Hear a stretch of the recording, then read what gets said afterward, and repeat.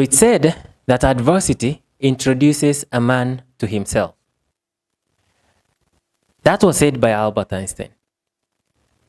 According to me, though, adversity introduces a man to himself and to his God. And by God, I do not mean religion. I mean God. All right. And this is why, when a man hits rock bottom, wakati uko pale chini kabisa, completely pale chini, that's when you're able to know the kind of person you are. Some people, the issue they are going through will hit them completely. They will flat out beat them.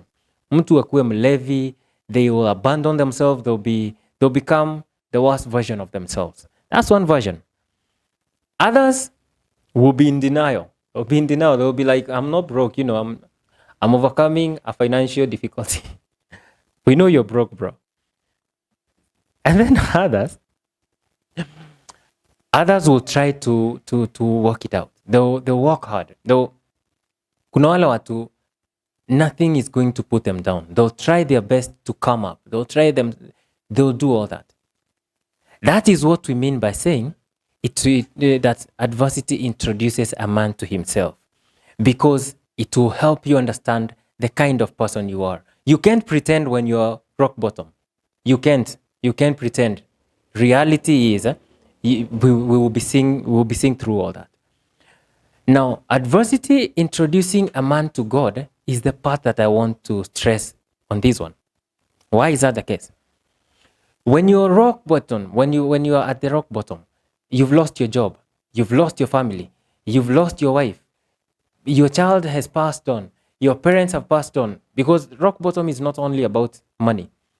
When you're going through all that, most of us will go through a period of doubt, because most of us, we pray and we believe in many things, depending on the kind of God you believe and the religion you follow and all that. And humans are made in such a way that we believe, or we tend to believe, that as long as you're a believer and you believe and you pray and all that, bad things are not supposed to be happening to you. So when things have happened to you, bad things, and they've happened in such a huge scale, so now you're at the rock bottom, the first thing that happens is that you doubt. You will doubt the kind of teaching you know about God. You will doubt about his promises, and every little thing that you know about God, or the much that you know about God, will be put to question. It will be put to test. If you've heard some, not all, but most of atheists talking, you will hear, you have one consistent theme where they'll talk about, if God is there, why do bad things happen to other people? If God is there, why are there sick people? If God, they'll be talking about all those things that happen to you that will put you to your rock bottom. All right? And so, people who have gone through their rock bottom big time and somehow managed to come out of it, they either come out of it stronger believers in their God, not the religion, or complete atheists. All right? Now, these believers are what we want to talk about today, not the atheists. We can discuss those ones some other day. It's these believers. You find these kind of believers are very different from your normal believers. Why? Because these ones have a different story to tell about their God. You see, we have the Gospel of John, Luke, and Matthew, and all that. That is based on John and Luke and John. When you've gone through your rock bottom and successfully come out of it as a believer, the kind of story you'll be able to give about your God is very different. Maybe similar, it might be slightly similar, but very different from what John wrote. That's why you will see some very successful people. They contribute in many things. They'll go for charity and all that, but you don't see them in church. All right? They'll do very many good things, charitable works and all that, but you don't see them in crusades and all that stuff. Their way, or their version, the version of God they know, based on the kind of journey they've had, is very different. And that's why adversity, proper adversity, will introduce you to God. And this kind of introduction to God, or this version of God is the God that you are supposed to actually believe. This is when now we say that this is the gospel according to you. Not according to John, not according to Luke or Matthew or Mark. Now, if you met someone before their adversity, and then you meet them after successfully overcoming their adversity, the kind of man you meet this time will be a completely different version of the one you knew.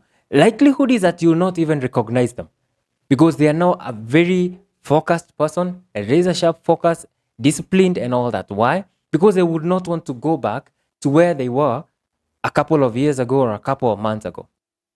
All right? You've heard some men who, for instance, went through a divorce, and now they've managed to come out of that divorce, and their wives are still comparing, or rather talking about the man they used to know. But the people who presently know the man know him as a completely different person, a disciplined person, hardworking, doesn't play around with his money. Because again, another mark of people who've gone through adversity and successfully come out of it, they don't play around with their money. They'll be very disciplined with it. They'll make strategic things, strategic moves with their money, because they know the feeling of losing that money. They've lost it before, and they would never want to lose it again. So these kinds of people are people that ladies don't like, actually, because you can't take advantage of these kind of men. All right? The kind of men you take advantage of are the kind of men who are already successful and haven't gone through their adversity phase. All right? And that is why it's important, or rather, it would be good if you found your man after he's gone through his adversity. Have you heard of ladies complaining that I used to know my man being this way until he lost his job? You've heard of women complain that since he lost his job, it's like he has become a different man. He's stressed, he stays in the house, doesn't come out. I try to tell him this, he doesn't do. All right? This is because you got your man where we would say he's still a boy in life.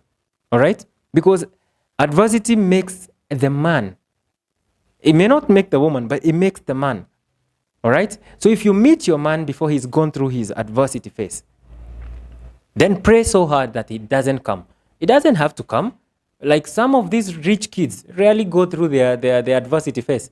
Their family has already cushioned them over that, all right? But if you meet a normal guy and he's not gone through his adversity phase, then pray that it doesn't come. Or if it does, then he becomes the kind who goes through it and manages to come out of it successfully, all right? So here's the thing. As a man who is watching this video, embrace your adversity phase. It's the most difficult. You will lose your friends. You will lose some of your family. You will even lose your spouses, because that is when most men are divorced. That is when most men get left. All right? But after that, there is light at the end of the tunnel. Embrace it. Deal with it. Go through it. Go through it without turning back. Then, while you're still there, try to find strength. Once you find that strength to overcome that, and when you get out of it on the other side, I tell you, my friend, there's nothing that can put you down. Not women, not money, not nothing. So just go through it. If that's where you are at the moment, go through it. And once you get out of it, you'll be good. And while you're going through it, talk to people who've gone through the same thing like you. They will be of much great help to you. All right? So keep strong, be strong. Cheers.